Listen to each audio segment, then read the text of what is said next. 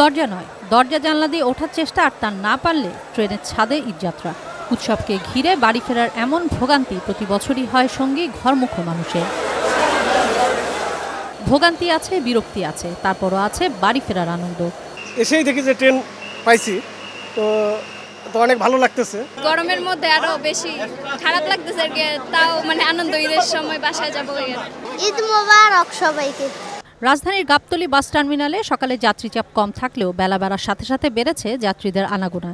এ রুটে গাড়ি পাচ্ছেন যাত্রীরা, তবে রাজধানীর প্রবেশমুখ হওয়ায় লেনের দুই পাশেই আছে গাড়ির চাপ।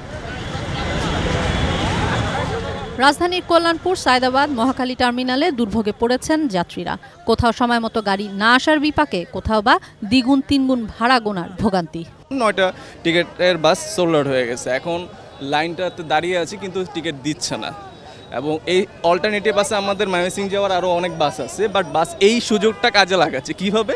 ওরা ভাড়া 500 টাকা করে নিচ্ছে। ঈদ আসলে এরকম কেন হয়? মানে এইটা আমরা কেন বারবার হচ্ছে সাফার করব?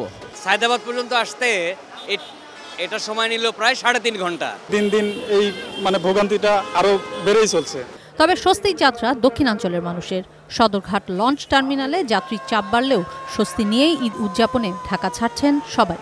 লঞ্চে ওঠার পর তো সিট দেখি না, কিন্তু লঞ্চ টার্মিনালে আগের তুলনায় একটু ভিড় কম, এটা স্বস্তি লাগছে। ঢুকতে কোনো সমস্যা না, কিন্তু রাস্তায় জ্যাম ছিল, বাট লঞ্চের ভিতরে অনেক লোক। কিশোর জাহান, এটিএন নিউজ, ঢাকা। এখন প্রতি চুমুকেই হবে অন্য লেভেলের টেস্ট। গিয়ার এখন পাওয়া যাচ্ছে মাত্র 25 টাকায়।